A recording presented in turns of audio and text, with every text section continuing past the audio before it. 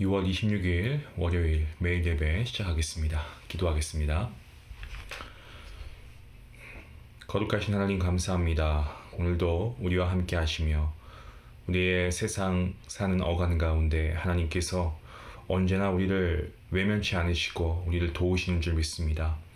오늘도 전능하신 하나님 앞에 나아갑니다. 말씀을 통하여서 우리에게 주시는 은혜 풍성하게 내리워 주시고 또 우리에게 믿음의 용기를 주심으로 세상의 많은 일들을 우리가 이겨내게 하시고 또 우리가 인내함으로 주님의 뜻하신 바 주님의 응답을 기다릴 수 있는 거룩한 주님의 백성되게 허락하여 주시옵소서. 힘들고 어렵고 또 정말 어려운 가운데 있는 상황이라고 할지라도 그 순간에 주님을 바라볼 수 있는 믿음의 눈을 허락하여 주시고 특별히 하나님께서 우리에게 주시는 이 예배를 통하여서 우리가 하루하루 새 힘을 얻고 더욱더 하나님의 백성답게 살아갈 수 있도록 하나님 우리를 붙잡아 주시옵소서. 우리의 자녀를 하나님 손에 맡깁니다. 다음 세대를 하나님 손에 의탁합니다. 하나님께서 우리의 믿음이 그들에게 잘 흘러갈 수 있도록 인도해 주시고 우리가 함께 예배를 세우며 말씀 가운데 하나님이 누구이신가를 깊이 묵상하고 그 하나님을 우리가 온전히 예배하며 경외할 수 있는 귀한 우리 모든 가족들 될 수 있도록 하나님 은혜 베풀어 주시옵소서. 몸이 약한 자에게 주님 힘을 주시고 또 마음에 상처와 걱정이 있는 자에게 하나님께서 평안과 위로 허락하여 주시옵소서. 오늘도 모든 예배 가운데 함께 하실 것을 믿고 감사하며 예수님의 이름으로 기도합니다. 아멘. 오늘 찬송가 83장 함께 하시겠습니다.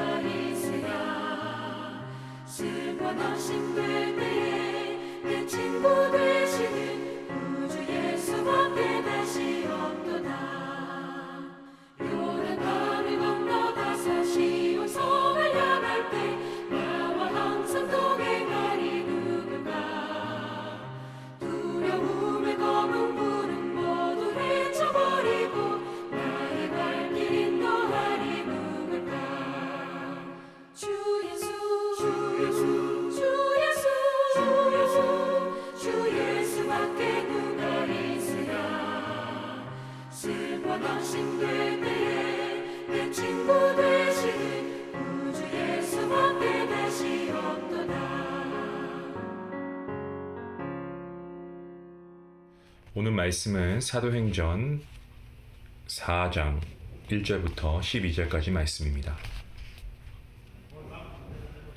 우리 함께 말씀을 읽도록 하겠습니다. 가정에서도 함께 말씀을 읽어주시길 바랍니다. 사도들이 백성에게 말할 때에 제사장들과 성전 맡은 자와 사두개인들이 이르게 되어 예수 안에 죽은 자의 부활이 있다고 백성을 가르치고 전함을 싫어하여 그들을 잡음에 날이 이미 저물었으므로 이튿날까지 가두었으나 말씀을 들은 사람 중에 믿는 자가 많으니 남자의 수가 약 5천이나 되었더라.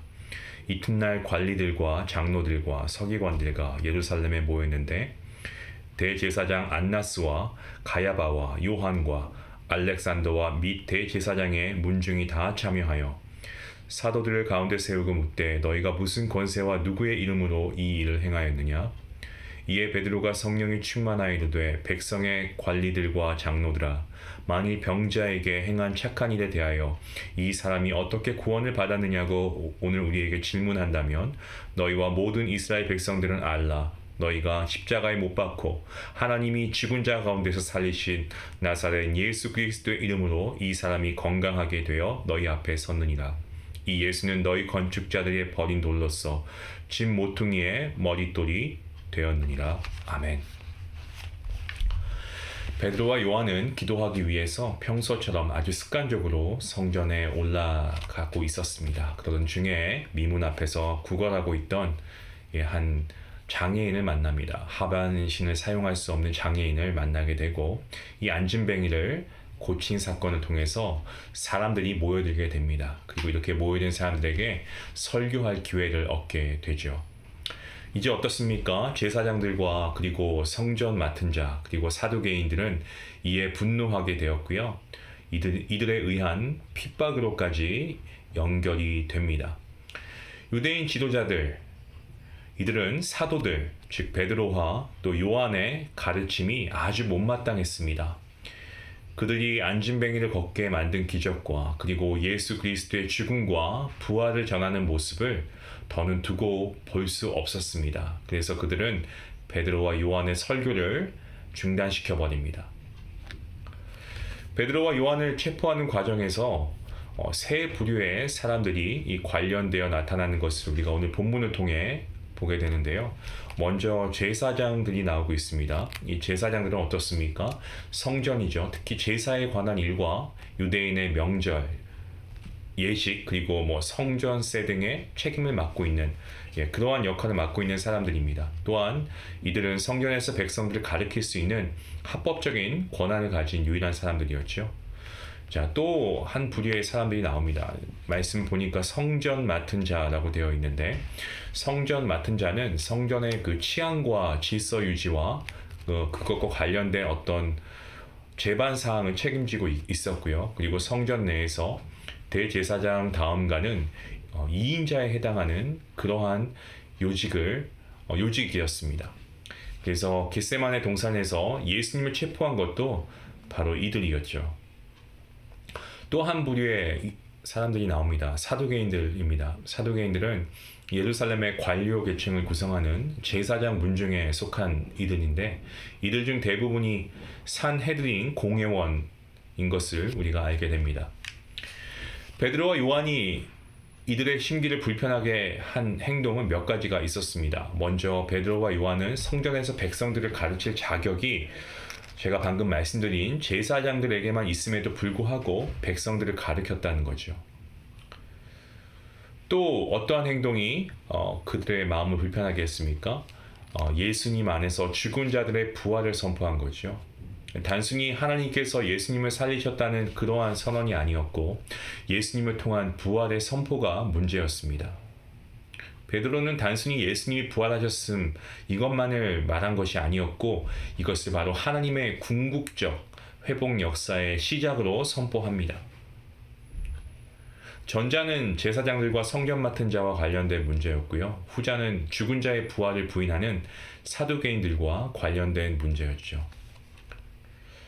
또 하나의 이들의 마음을 불편하게 만든 이 베드로와 요한의 행동은 대제사장들이 십자가형을 통해 죽인 예수님이 약속하신 메시아라고 선포한 것입니다. 그러니까 예수님이 메시아다라고 선포하고 있는 거죠.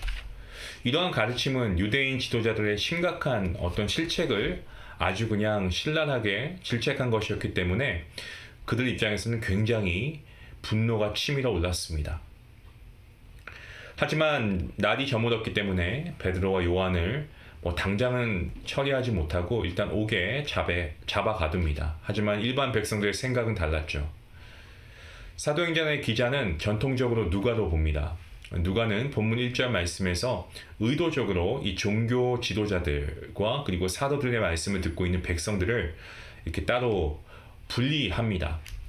제사장들과 성전 맡은 자와 사두개인들이 사도들을 대적할 때에 백성들은 베드로와 요한을 주목하고 있죠. 본문 4절 말씀을 보시면 여기에서는 이야기의 흐름을 중단하고 종교 지도자들과는 달리 사도들의 설교를 들은 사람들 중에 많은 사람들이 예수님을 믿게 된 것을 언급하고 있습니다.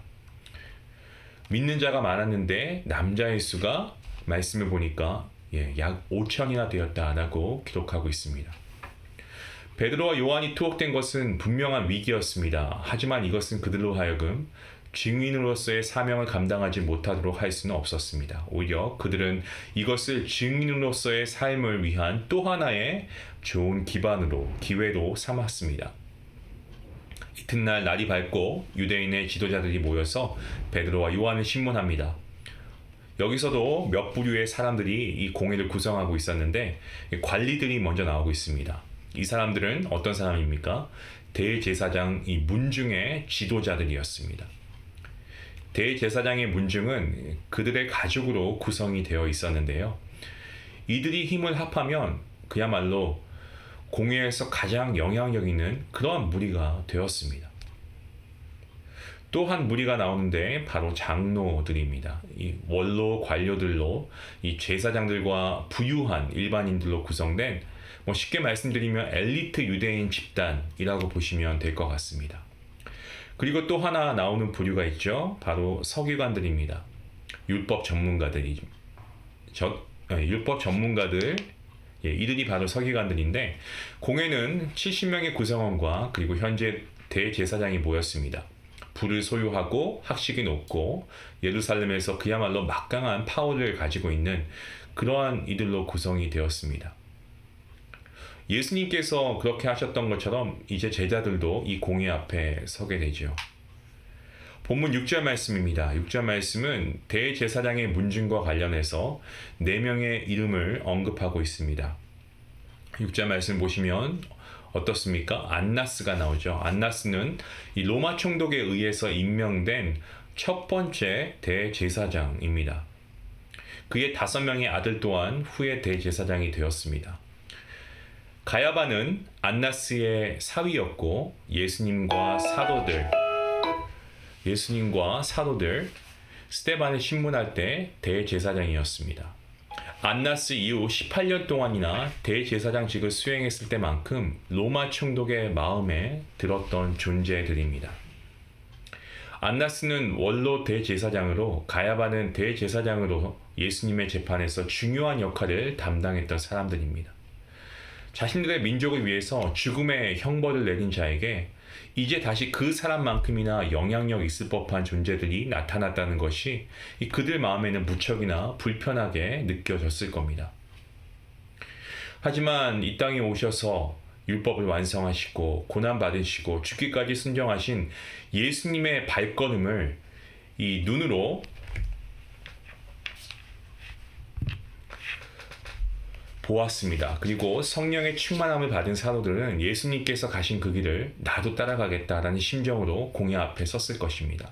이들에게 유대인의 지도자들이 묻고 있는 질문이 나오는데 그게 바로 7절 말씀입니다. 너희가 무슨 권세와 누구의 이름으로 이 일을 행하냐라고 질문합니다.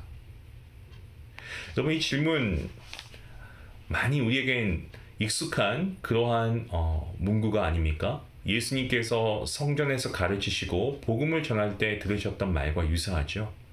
누가복음 20장 2절 말씀을 보시면 이렇게 말씀하고 있습니다. 말하여 이르되 당신이 무슨 권위로 이런 일을 하는지 이 권위를 준 이가 누구인지 우리에게 말하라. 예수님을 대적하고 신문하였던 그들, 이제 동일하게 베드로와 요한을 신문하고 있습니다. 베드로와 요한은 예수님의 재판에 대한 기억이 떠올랐을 것 같습니다. 하지만 이제는 과거에 어떤 무능력하고 겁쟁이였던 그들이 아니었죠. 예수님께서 떠나가시고 성령의 충만함을 받은 베드로, 감히 주님의 이름으로 이제는 담대히 대답할 수 있었습니다. 베드로는 공회의 엄중한 질문 앞에 성령의 충만함으로 엄숙하게 선언합니다. 베드로는 공회가 신문할 때 표현했던 누구의 이름으로 여기에 정확하게 맞추어서 그가 뭐라 대답합니까? 말씀을 보면 나사렛 예수 그리스도의 이름으로 라고 대답합니다. 이것은 베드로와 요한이 안진뱅이를 일으킬 때 사용했던 표현인 나사렛 예수 그리스도의 이름으로 일어나 걸으라. 이 말과도 동일한 표현입니다. 이와 함께 예수님의 십자가 처형과 부활을 동시에 언급하고 있습니다. 그들이 예수님을 십자가에 처형했습니다만 하나님께서는 예수님을 죽은 자 가운데서 살리셨다고 선언하면서 당시 가장 부유하고 또 지성적이었고 막강한 파워를 가진 이들을 비판한 것입니다. 예수 그리스도의 이름, 그 이름의 놀라운 능력이 보이지 않는 손으로 사도들을 사로잡은 것입니다. 베드로는 이제 이어서 예수님의 충격적인 말씀을 상기시키면서 본문 11절에서 이렇게 말씀합니다. 이 예수는 너희 건축자들의 버린 돌로서 집 모퉁이의 머릿돌이 되었느니라. 유대인들은 자신들이 하나님의 선택을 받았지만 열방에게 버림받은 돌이라고 생각했습니다. 베드로는 예수님의 가르침을 기억하면서 나사렛 예수 그리스도를 머릿돌로 선언하고 있습니다. 예수님께서 대제사장들과 서기관들이 있는 가운데 백성들에게 말씀하신 악한 포도원 소작인 비유의 이 결론으로 하신 말씀을 인용하고 있는 겁니다. 누가복음 20장에 나오는 말씀인데 이렇게 기록되어 있죠. 그들을 보시며 이르시되 그러면 기록된 바 건축자들의 버린 돌이 모퉁이의 머릿돌이 되었느니라.